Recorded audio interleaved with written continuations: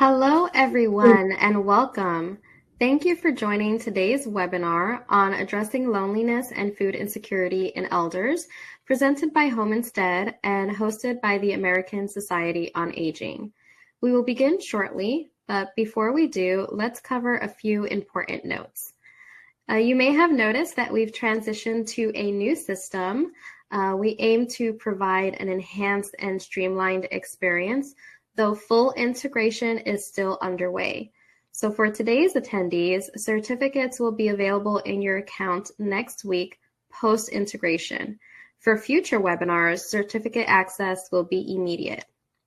The certificate application and quiz will be accessible immediately after today's webinar on the tabs above the presentation screen. Both the application and quiz must be completed for all certificate types, including certificate of attendance. The on-demand recording for today's webinar will be available next week. Moving forward, recordings will be accessible within 48 hours. To comply with board requirements, there will be checkpoints during the webinar to ensure active participation, so please be prepared to respond to those as they occur. For more information on key changes, please review the document linked in the Announcements tab right below this window or on our webinars page and your emails. Presentation slides are in the Materials tab and will not be included in the follow-up emails, so feel free to download them now or access them post-integration in your account. Please ensure that you are logged into your webinar with the email address you registered with, otherwise we have no way of tracking your attendance. Time is logged and full viewing is required for certificate eligibility, and you'll have 60 days from today to complete a certificate application. For any technical issues, please use the helpline available under the Help tab at the top of your screen. For questions about today's presentation, please use the Q&A tab right below this window, and we'll do our best to address those in the last few minutes of today's programming. And now I am thrilled to welcome Lakeland Eichenberger, gerontologist and caregiving advocate at Home Instead. With a doctorate from the University of Nebraska, Lakeland is a renowned speaker and expert in elder care. And Melissa Gong Mitchell, executive director of the Global Coalition on Aging and senior managing director at High Lantern Group. Melissa is a global voice in aging policy and economic growth related to aging. You'll find their full bios in the presenter info tab below. Lakeland and Melissa, thank you for being here today. We're so excited to learn more about this topic. Thank you so much, Victoria. Hi, everyone. It's exciting to be on a new system where you can see our faces. Before, it was always just audio. So I'm excited to see you all. It's great to have you here. I'm delighted to be joined by Melissa today.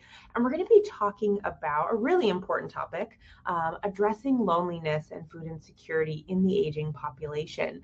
I'll advance to our pictures, but again, we have video, so now you can see what we look like live. But again, we know that this is a really important topic because proper nutrition can be a challenge for older adults due to a variety of factors. And it's a compounding issue that can put them at risk for things like isolation and loneliness. And so again, I'm really glad that you've joined us today as we talk through this issue and kind of where this intersection takes place between food insecurity and loneliness. Again, I'm joined by Melissa, and we have some objectives for our presentation. So here's what we hope to cover. We're going to talk about food insecurity and the challenges that older adults have in obtaining proper nutrition. We're going to review the prevalence of loneliness and isolation, also recognizes the causes and warning signs of poor nutrition in those that we work with, and then understand the benefits of various nutrition programs, and not only just, the nutritional value from the food, but also kind of those social components. And then we're going to talk about some resources to better support nutrition and reduce the risk of isolation for the older adults that we serve. And so we have a lot to cover, but I will pass it over to Melissa now to get us started with our topic today. Great. Thank you so much. Thank you so much, Lakeland, for kicking it off. I'm really excited to talk about this topic, and thank you to ASA for hosting this important topic in this webinar. So I am going to dig in, introduce myself first. Melissa Gong Mitchell, as they said, I am the Executive Director of the Global Coalition on Aging, and we are a group that, as our name suggests, focuses globally on topics related to aging, recognizing that not only do we have our longer lives, but with lower birth rates, we do have this shift in society with more older than young. And of course, that has great implications in terms of chronic disease and caregiving and what that paradigm looks like, as you all know and see in your work every day. And we do often address many of the diseases and conditions that increase in prevalence with age, from cardiovascular disease to osteoporosis to cancer to Alzheimer's. And in that work over the course of our existence for about 13 years, we have recognized that nutrition is kind of this thread that is always and should be part of the conversation, whether that's under the context of prevention or well-being or recovery from an illness. And so I'm just going to start here with kind of a bit of a global overview, and really in the context of healthy aging, because I think that's what our goal is for whether we are addressing specifically the older population that we're talking about here. But I think it's also very important for all of us at any age. And so we recognize here that I have no video. Okay, we'll check on that. I'm sorry about that.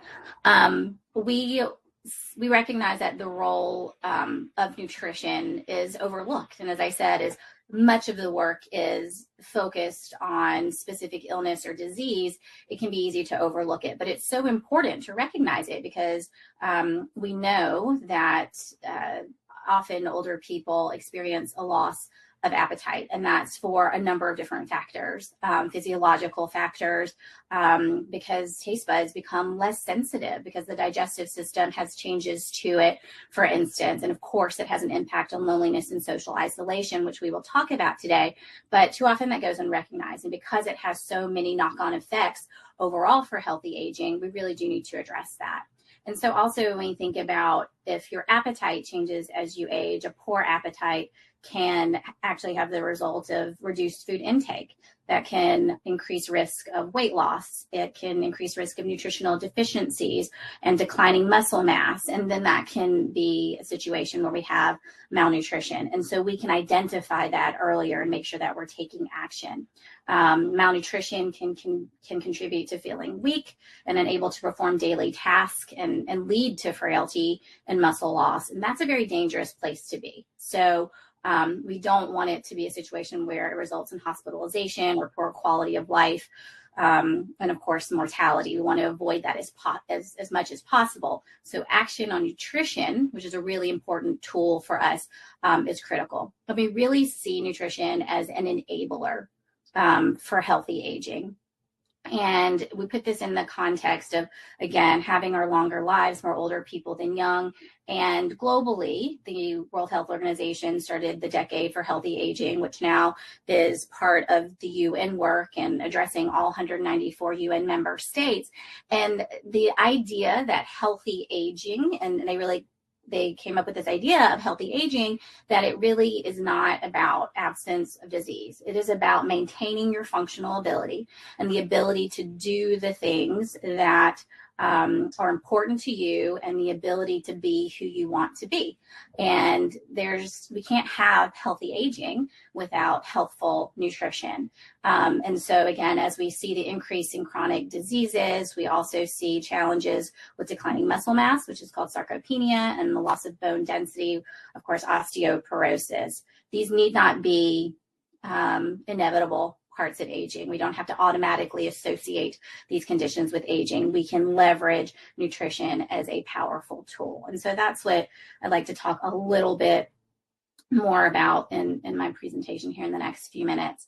And Lakeland was okay with providing a little bit of a global snapshot. We've done some work over the years, and we did take a look a couple of years ago at Europe and the situation that just kind of gives us a sense of where we are.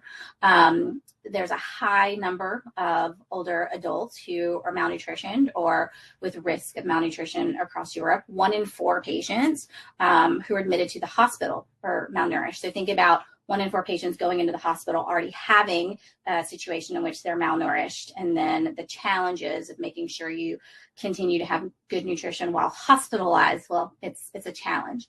And we see high percentages of people in the hospital malnourished or at risk of malnutrition. And we know that people who are malnourished have a much higher percentage of staying in the hospital longer. These are a lot of the things that we want to avoid. And so when you think about the situation of getting to hospitalization, again, this is what we're trying to avoid. I think this last stat is really important and is always very shocking to me. So if, say, you're in a hospital and sedentary, if you're a healthy young person that just is, you had an accident, maybe you had to be in the hospital for some recovery, but you're sedentary, you'll lose about 2% muscle mass in a 28-day period. But for an older person, it takes only 3 days to lose 10% of muscle mass. And so this is where nutrition comes in as a very important enabler to ensure we can stay as healthy and as strong for as long as we possibly can. So now I want to switch a little bit in terms of topics because, particularly here in the United States, and a lot of the work that we've been focused on looks at the social determinants of health, because we know that where you live, the environment that you're in, your access to transportation, your access to healthcare, your access to healthy food, how you engage in your community, all of that has an impact on what your health status is. And it's very, very important that nutritious foods and access to nutritious foods is part of that equation. What we have found, and in some work that we have been doing, is it's very clear, and we recognize that where you live impacts what you eat, because food is so central to how families engage and interact with each other, how communities engage and interact with each other, and the cultural significance around food in so many places and with so many people and so many communities is so critical in terms of who they are. But sadly, we recognize that there are food deserts across the United States. Access to healthy food, or grocery stores have left where there are not fresh food markets. This is happening in many, many places around the United States. And shockingly, I think this number of 54 million Americans don't have access to healthy food is frightening in terms of how people are able to access and stay as healthy as possible for as long as possible. If they don't have access to healthy food, then they're at a clear disadvantage to begin with. So I want to give a little bit of an example and a case study of what we have done or what we are doing at the Global Coalition on Aging. We started a program about a year ago, which focused on cardiovascular health, because we know cardiovascular disease is our #1 killer. And it has high impact in underserved communities. It has high impact in minority communities. It has high impact in the older population.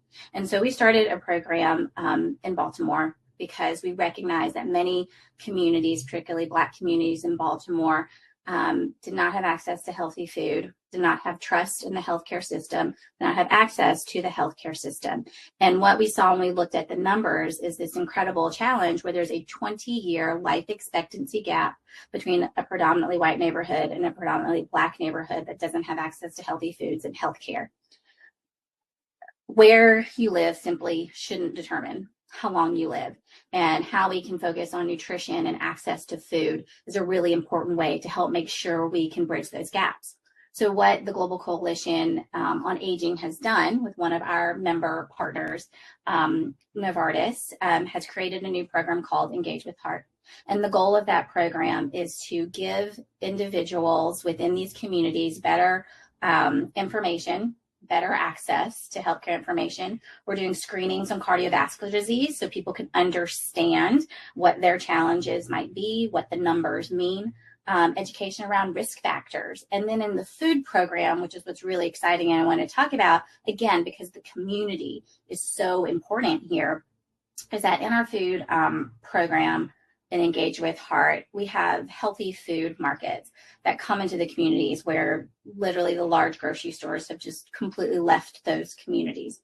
We have cooking demonstrations partnering with culinary ministries within churches, and we have recipes that are developed that are toward healthy food decisions and provide tools for meal preparation. And what's really exciting about the program and why it's working is because we are partnering with locations where communities gather and where communities trust the people who are within that community to provide information that they can take action on.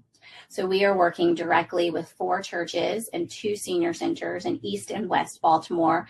And we've created this role called the Community Health Ambassador, literally citizens from the churches of the pews that the community trusts. And then we're arming them with this information around cardiovascular health and around nutrition and providing access to healthy foods. The goal is that this becomes sustainable. So people are making lifestyle changes and decisions that are better for their health. So they have that ability to age in a healthy way. They have that prospect of healthy aging, which in so many of these communities is not happening right now. And so in the Engage with Heart program, specifically for our food related work, we've held 6 markets where we've partnered with an organization called the Black Church Food Security Network. It is a pastor who is the former pastor, but he's still a pastor, who recognized food insecurity. And not only, and what's interesting about this too, is that we call them food deserts, but the communities around Baltimore have been very clear that this is food apartheid. These are their words, because it's very purposeful in terms of how they've done zoning and redlining over the years and how access to healthcare has just not been available for some communities. And so this is a challenge we're just really, really wanting to face and really step up to. And so working with the local farmers and the Black Church Food Security Network, bringing healthy food into the community and having those individuals make the decision to buy it. And they're making the decision to buy those healthy foods because they have people in their community who are helping them with the recipes, right? I can't come in, or any nutritionist can't just come in from the outside and say, let's change your diet from what is very traditional, fried chicken and mac and cheese, which I love. I'm from the South, but we can't say change that and have a kale salad. That's just not going to happen. That's not realistic. But working with the community and the community leaders and taking what is culturally appropriate with the healthy food that can be accessed, that's how we're making a difference. We've sold over 2,000 pounds of this fresh produce. Again, people making the decision to buy it, so changing their behaviors, and served over 1,000 healthy food meals to this community that just didn't have access to it at all. So we want to see more of that happening in terms of making sure people have access to nutrition and healthy foods. So another point I want to talk about is connections. And I know Lakeland's going to talk about this in more detail in her presentation. But one kind of experiment that was done, actually Home Instead worked on this in Ireland to really recognize that yes, it's the nutrition of the food that's very important when we're talking about older people, but it's also that process of creating the meal. And there was a small experiment done, again, that showed that shared meal preparation can increase social interaction, right? So it's the process of coming up with the meal plan together, the recipe together, the chopping of the foods, the conversation that happens. That's really critical to social interaction and avoiding social isolation. And then that process of eating together, of course, is really critical for the conversation that it has, for the cognitive stimulation that comes from those conversations. That is a really critical piece as well. We know that, we all know that in terms of engagement with our families. We work really hard to, try to sit down with our kids and have a meal, to have good food, but to have good conversation, because that's really important to being cohesive as a family and to having connections with each other. And then kind of related to that, this concept of food enjoyment. We talked about at the beginning that for any number of reasons, older people may have a loss of appetite, or they may not, their taste buds may not be as sensitive as they were previously. And therefore that can lead to the intake of less food and therefore less nutrition. But this concept of food enjoyment that if you're enjoying the process of eating and having a meal, that it in itself, so it's not something that you avoid, can be an indicator of your nutritional status. And so the sharing of meals can improve, energy intake, whether you're eating, more food or you're eating healthier food, which of course is a challenge, as we said, in an older population. It can also improve executive function and cognitive abilities and even motor skills. And so we think that, this is important when we're thinking about nutrition. It is the food itself, but it is also the process of food preparation and eating food. And that takes me to sort of the final point that I would like to make, again, sort of in this context setting part of the conversation, is that ageism is a challenge that we see across society, and that comes from society at large, but there's also self-inflicted ageism, right? So as people age, we have senior moments, or we're getting sick and just getting older, and saying these things about older people, and older people saying it about themselves. And we recognize in the role that we've done and the research that we've done is that older does not necessarily need to be sick. Older does not necessarily need to be dependent. Older does not necessarily need to convey all these negative things, but it actually can be a very positive indicator of all the great things that we've done across our lives. And so we think that that we have to address ageism across society. And I think it's very important, like in the work that you all do, is that being older recognizes so much success of individuals. So, and we've seen research that shows that those who have a positive view on aging actually live about 7.5 years longer than those with a negative view of aging. So again, growing old need not be about, being automatically malnutrition or losing your mobility or becoming forgetful or being dependent. We can fight back on these perceptions. And in work that we've done over the years, we recognize that nutrition can actually be a tool to help fight this ageism, because we can do something, right? We have the power to make nutritious decisions. And this has an impact on our overall health status and our ability to maintain strength, to fight infections, and to engage in our communities in productive ways. So, I want to kind of end where I started in thinking that, this topic really is about recognizing the challenges we see in older people and being able to address those. But it's also about healthy aging overall, which is about all of us. And so everything, I have talked about here really applies to every single one of us. And we can't just start, nutritious habits on our 50th birthday and think we're going to be all set. We really need to take control of our own healthy aging journeys. So nutritious decisions, our food preparation routines, our meal sharing traditions, these are actions that we want to instill in our kids and in our families now, so that it will have an impact on what healthy aging looks like to this generation and for generations to come.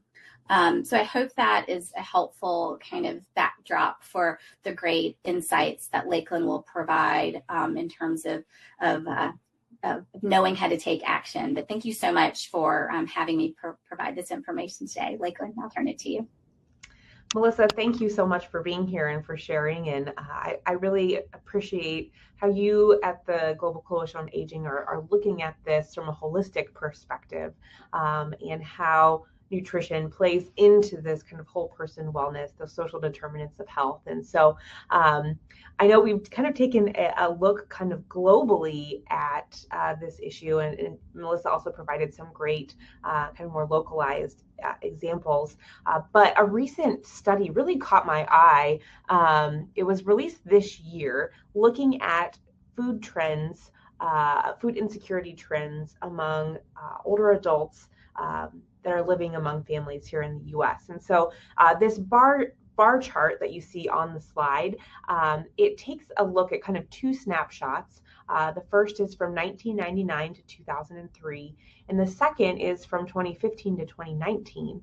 And you can show, or you can see by the bars that are shown on the screen, that there has been an increase in food insecurity over time. So the various graphs depict food insecurity in kind of 4 categories. One is never food insecurity. It's that light blue line.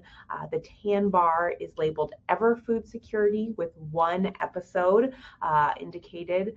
The yellow bar is reoccurring food insecurity with 2 episodes. And then that dark gray bar is that chronic food insecurity that is represented by 3 or more instances or episodes. So you can see that, again, overall food insecurity has increased. There was more than doubling in the rates of food insecurity where there are 2 episodes. And then there's more than tripling the rate of that chronic food insecurity, that dark gray line over time. And also kind of in line with some of what Melissa has shared already, this study in particular also found higher food insecurity rates among Black and Hispanic families, and those also with lower socioeconomic status, and those participating in the federal SNAP program, the Supplemental Nutrition Assistance Program, in both of those time periods. So, and again, while this study was published this year, it was kind of looking back. And so I can only imagine kind of post-pandemic, we're also seeing high rates of inflation and some economic challenges, that these rates potentially could be even higher in terms of the prevalence of food insecurity. So it is important to recognize that this is a issue that many older adults are facing. And it's also important to learn about the various factors that can impact a person's nutrition as they age. And so I'm going to go a little more into that now. And really, you can break these factors down into 2 categories, the physical and then the social. So first, when it comes to those physical factors, older adults are more likely, rather, to have chronic illnesses. As we get older, our bodies are changing. We tend to see higher rates of chronic conditions and illnesses. And these can impact also how we are able to prepare meals, how can impact our motivation to cook. For example, if you have a chronic illness, you might have more aches and pains. It might be more challenging to get out of the house to do your shopping, to prepare your food, or it can impact potentially your appetite due to some of the medications you're taking for things like chronic illness. We also have to consider issues with chewing and swallowing. As we get older, sometimes we have dental issues that can play an important role in our nutrition, kind of in a positive or negative light. So one issue that I see commonly is people who have poorly fitted dentures as they age, or they have an increase in cavity or gum problems. And this can impact their ability to chew.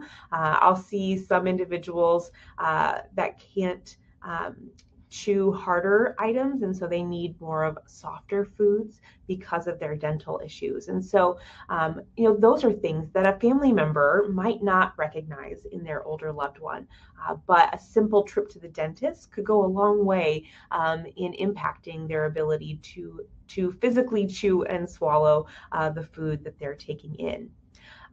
And even if the older adult is taking in nutrients, we know that absorption can be an issue as well. And, as we age, certain digestive enzymes and acids diminish, which can make it harder for the body to break down and absorb key vitamins and minerals. And so if the body can't take those in, it could have a whole host of cascading effects. And so that's why it's important to have regular follow-ups with your healthcare provider to make sure that the older adult is getting the right amount of nutrition and then supplementing if it's needed. I mentioned a little bit about medications and how that could potentially impact appetite. It can also, it can suppress appetite. It can alter the way food tastes. It can also cause kind of upset stomach, nausea, vomiting. And there's a variety of side effects that can take place. And a lot of older adults take multiple medications. And so when we're working with older adults and families, especially after a new medication is introduced, or if they stop a new medication, if we're seeing an impact in terms of their nutrition intake, that is something that we want to address. Another key factor that Melissa had mentioned is hospitalization, and that can impact a person's nutrition. And also after a hospital stay, we want to be dialed into nutrition, because proper nutrition can help with the healing process, the recovery process. But also after a hospitalization, because maybe of that muscle weakness, deterioration that Melissa mentioned, we might not feel up to getting out to the grocery store or standing to cook a meal. And so having extra supports after hospitalization can be really key in making sure there's proper nutrition. Also, our sense of taste and smell as we get older can be impacted. As Melissa said, our taste buds change. We might also not be able to smell. And this makes me think of my own grandpa. He just over the last few years has had a diminished sense of taste and smell. And it's really unfortunate, because my grandma is an incredible cook, and she gets so frustrated because he puts salt and pepper and Tabasco on everything that she cooks, and I can tell that she gets a little frustrated, but she's trying to get creative in how she adds more flavor to dishes. But it is something that really can take some of the fun out of mealtime. If you think about it, how often do you get excited by the smell of a pot roast cooking all day, or that the taste of juicy watermelon on a hot summer day?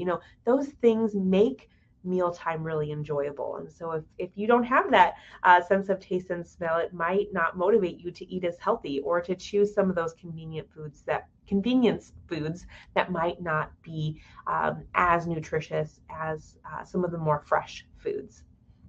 And then finally, we see lower activity levels in older adults.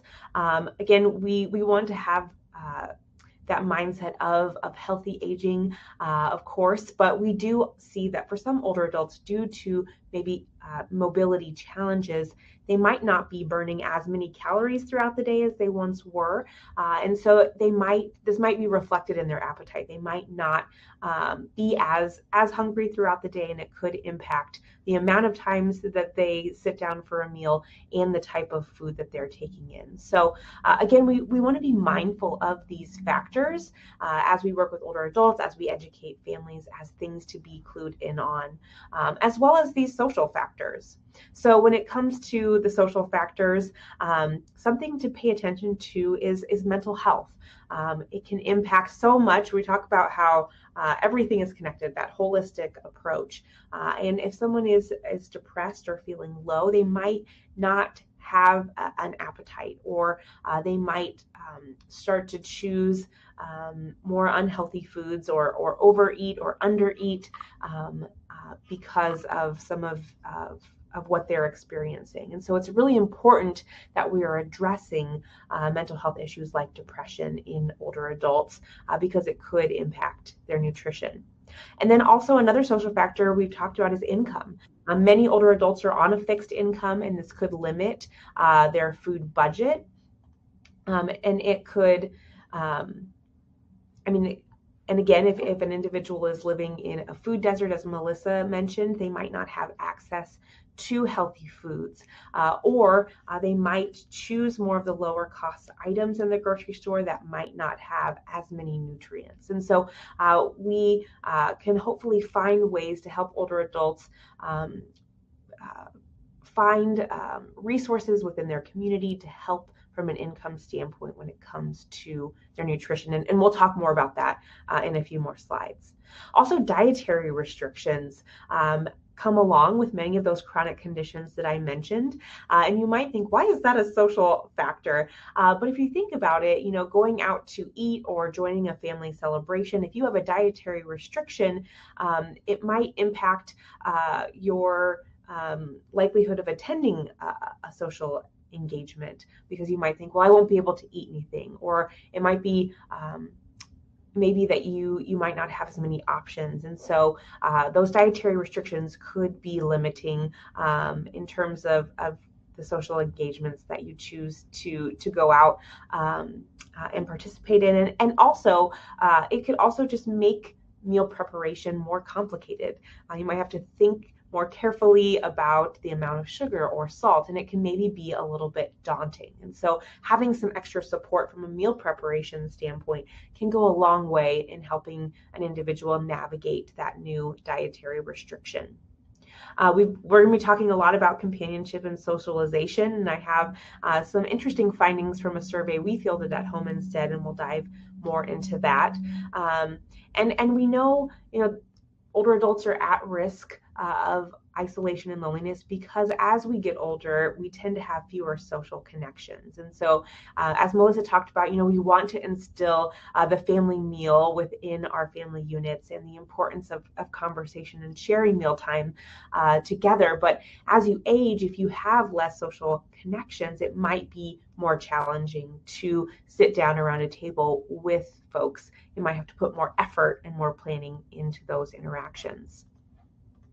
And then just a few more considerations here. We've touched on some of them already, those limitations. And another factor that we can talk about, especially in the context of socialization in mealtime, is hearing impairment. Somebody has hearing issues. Engaging in conversation around mealtime might become more challenging, especially in a public setting like a restaurant or a senior center. It might be more challenging to hear somebody when you're engaging. I mentioned already getting to the grocery store, navigating the aisles, or if a person is living in a community or part of a metropolitan area that does not have as many grocery options, getting those healthy foods could be a challenge. That lack of appetite, maybe it's due to medication, or maybe it's because the person is lonely, and also living alone. People that live alone are at risk of eating fewer meals. And I think about just myself. If I'm home by myself for the night, I'm much more likely to kind of eat something random and not really put together a well-rounded meal for myself. I might just snack. But if I know that I'm cooking for my family or having a guest over, I am much more likely to cook a well-rounded meal and make sure I have a vegetable and a starch and a protein, that sort of thing. And so if you're living alone, if you're eating alone, you might be more likely to skip a meal or to opt for those convenience foods. And I think that we talk about companionship at mealtime. It sounds, I don't want to say fluffy, because it is so important. It really does impact how much nutrition an older adult is taking in. I mentioned how at Home Instead we conducted a survey, and we found that having companionship at mealtime really does decrease the feelings of isolation for an older adult. And if you think about it, meals are where so much of our life happens. A lot of times when we celebrate milestones or holidays, major events, there is a meal involved. And so that tie between sharing a meal and companionship is pretty strong. And so from that survey that we fielded, I just wanted to share some of what we found on this overlap between nutrition and loneliness. So we found that of the older adults that were partaking in this survey, those who ate most of their meals without a companion were 42% more likely to have feelings of loneliness. So they're more likely to feel lonely. We also found 75% of those lonely older adults are not receiving the right amount of at least one essential element of nutrition in their diet. And then on average, older adults receive 157 fewer servings of fruits and vegetables per year for those that are lonely versus those that are not. And then a lonely older adult is twice as likely to have a physical disability that jeopardizes their ability to receive proper nutrition. So I think, as you kind of let those data points sink in, if we're able to help the older people that we work with find ways to socially engage at mealtime, even once or twice a week, that could go a long way in their overall nutrition. And it really is important for us to be understanding, those warning signs of poor nutrition so that we can take action if we are seeing some of these warning signs. We can also help to educate family caregivers and family members on these warning signs, again, so that they can take action. So that first warning sign would be that loss of appetite. Is the individual someone who used to be a hearty eater and now they no longer are eating like they used to? We need to find out, why that is. Is there an underlying problem? Is it those ill-fitting dentures? Are they having pain while they're chewing? And so, in a lot of these cases, a simple conversation with the individual might help you to uncover some of these things. Also, change in mood. You want to be keeping an eye out for that as well. Those common signs of depression, they might start to impact if a person's willingness to eat. Is it are they wanting to sleep more often, sleep through meals, those kinds of things? It might be impacting their nutritional intake. Also, a sudden fluctuation in weight could be another sign. And sometimes it can be hard to kind of gauge, have they lost or gained weight? But you can look for clues in terms of their clothing. Is it fitting more loosely if they're not eating, or are they overeating, or maybe are their clothes fitting a little tighter? You can also pay attention to their skin tone. When an older adult is malnourished, they might have more of an ashy or dull looking skin tone compared to somebody who has that healthier looking skin. Also, we need to pay extra attention to those individuals that are aging with cognitive issues. Dementia, Alzheimer's disease, those individuals might have more challenges in navigating the kitchen or fixing a meal. They might forget to eat or forgot that they just ate, or maybe are eating more of those non-nutritious foods or those convenience foods. And so that is something to keep in mind. We've already touched on medication quite a bit, but we need to pay attention again to any of those side effects from medications that could be impacting the person's diet. And also, a lot of times on our medication bottles, it'll say something like take with a meal or take on an empty stomach. So that's a part of nutrition that we want to be really in tune with as well. Are the medications being taken at the right time, and does it need to be taken with a meal? And then finally, lethargy. Are they feeling tired? Are they lacking the motivation to get out to the grocery store or to make a meal? Those kinds of things. And so if we are seeing these warning signs, it's really important not to ignore them. And so here's some things that we can encourage family members to do, or we can do as professionals if we're suspecting an issue when it comes to their nutrition. So first is to, gain that understanding. I mentioned have a conversation with them about any challenges that they're having. Maybe it is, those ill-fitting dentures. Maybe they are having issues with food insecurity, or income is becoming more strained because they have a new medication that costs a lot and it's taking more out of their monthly budget. And the last thing we want is for an older adult to have to choose between medication and going to the grocery store. So, get an understanding of the person's situation. You might want to talk with not only the older adult, but also maybe their family as well. Talk about those challenges. And it might be that the older adult is embarrassed. It can be really hard for some folks, especially those who have always been very independent, to ask for help, especially in these areas. And so if we can talk with the older adult and have a conversation and involve them in some of the solutions, hopefully it can help them be more open to the discussion and for accepting perhaps help or assistance in addressing this issue. Also, if there are some issues, we want to make sure that they're getting to a doctor or to the dentist. And it also might be helpful to work with a registered dietitian, especially in those cases of dietary restrictions. A lot of times, grocery stores have a dietitian on staff. That makes them far more accessible, or perhaps there's some within the local hospital system that they can work with. So let's talk more about some of those nutrition supports that are out there that an older adult could tap into, a family member could research to help support an older adult in terms of their nutrition and in terms of getting access to those nutritious meals. And I want to say, I recognize everyone's financial situation is different. Everyone's physical health is different. So it's very situational.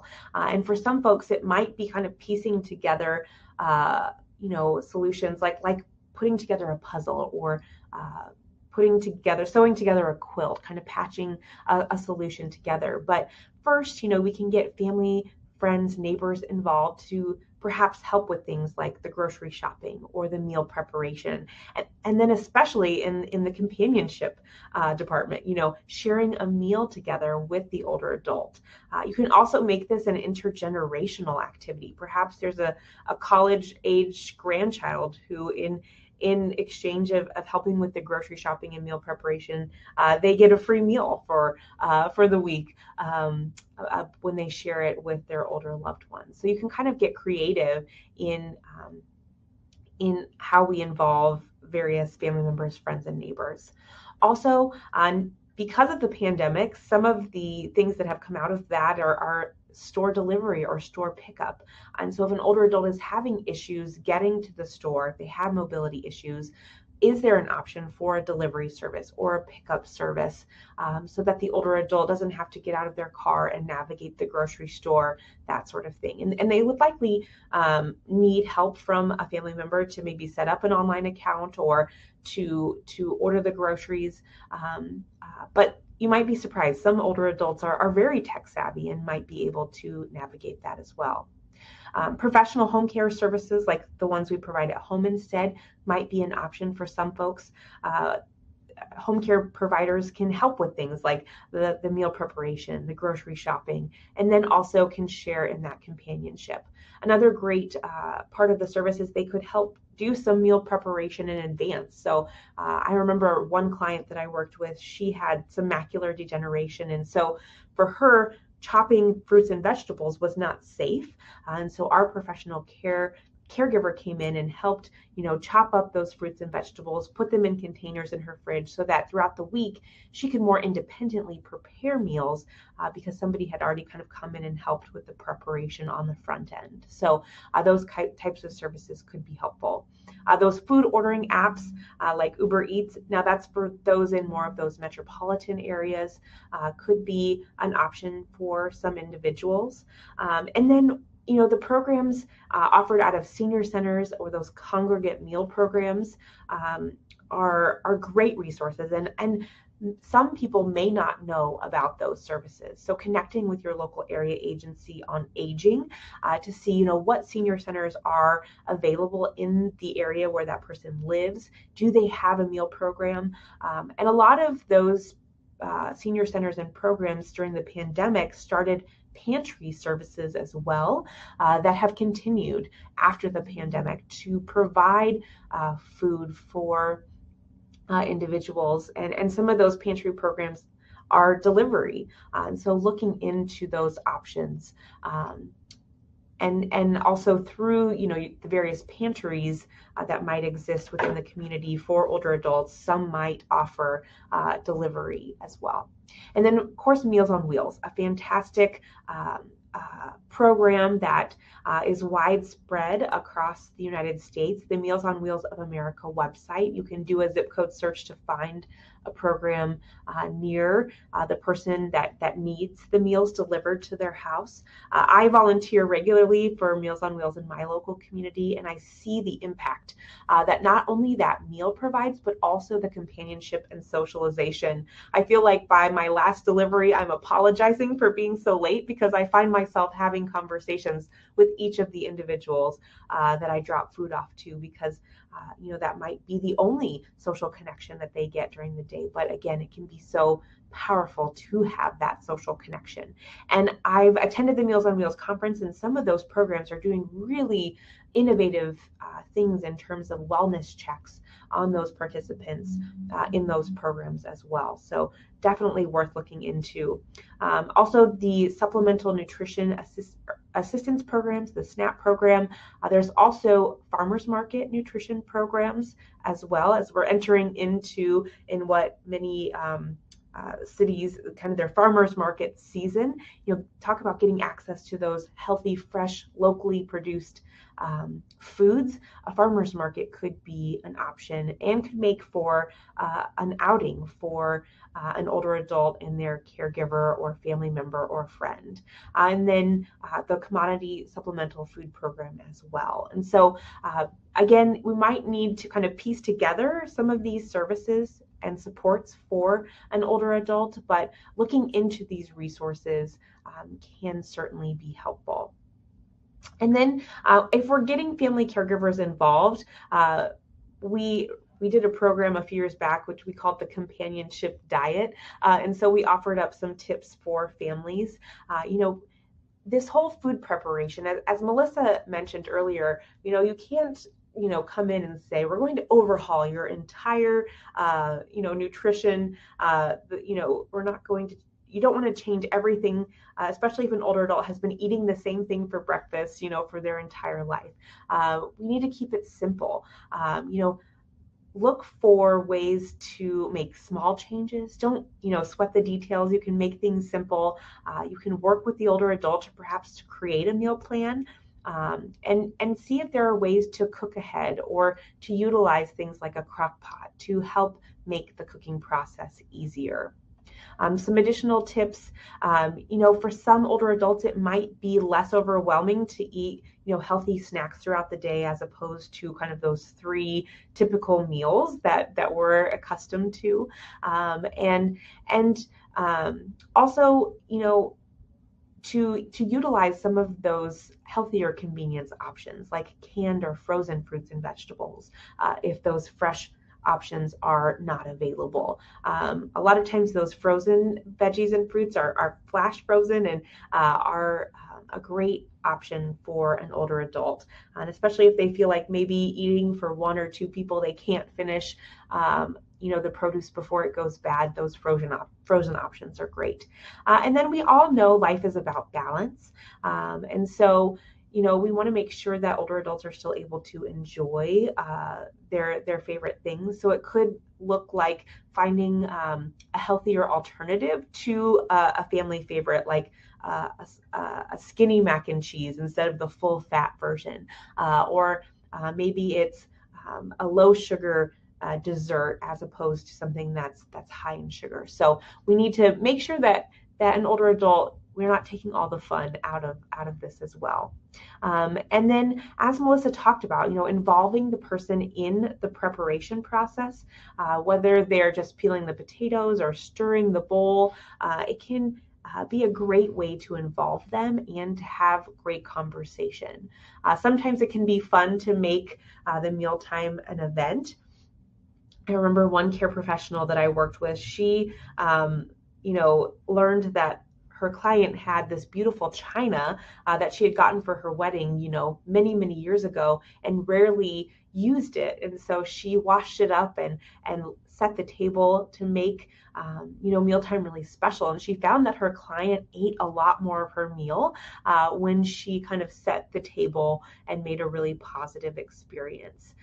So that could be kind of a fun way to make mealtime different or special, more enjoyable. I mentioned already, keeping the meal simple, finding different ways to connect. And even if, the individual has long distance relatives, maybe you can do a Zoom dinner or, talk on the phone while both people are eating so that they just have someone to chat with while they're enjoying their meal.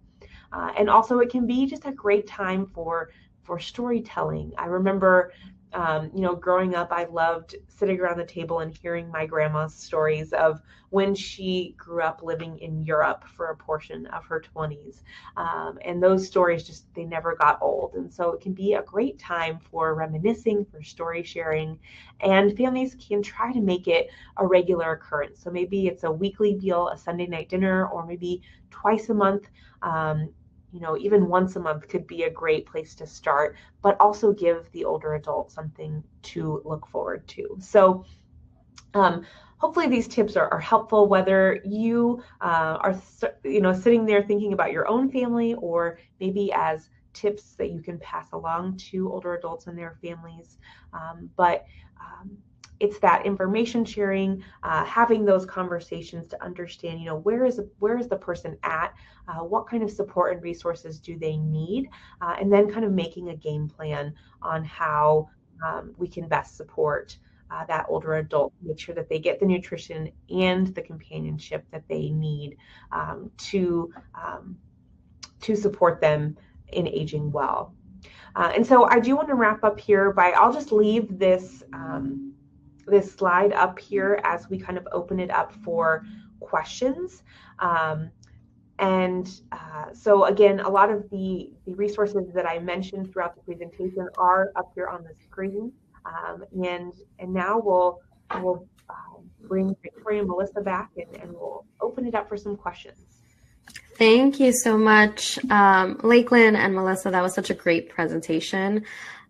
We do have a few questions coming in, so we have a few minutes left. Do you have any best practices that can support elders in rural communities? That is a great question. I think that, tapping into that network of senior centers, those might be a common kind of gathering place for older adults in more of those rural communities. But I know, my in-laws live in a rural community and their local grocery store in their small town closed. And so now they have to drive 45 miles to the nearest grocery store. So finding out if there are family or friends or maybe a neighbor who's doing their grocery shopping in the neighboring town and seeing if they would be willing to pick up some items for them could be one way to tap into some of the local community members to increase their access. But Melissa, I'd be curious to know at the Global Coalition on Aging if you have heard of any additional tips or resources for those rural communities.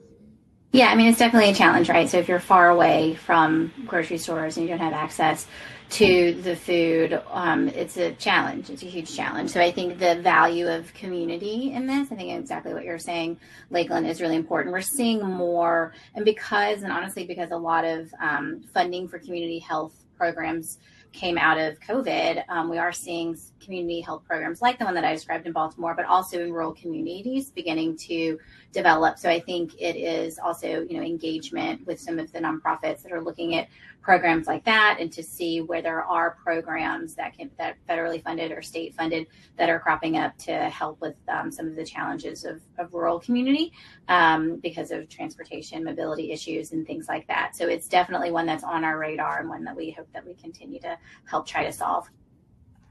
Yeah, and I'll also add, I think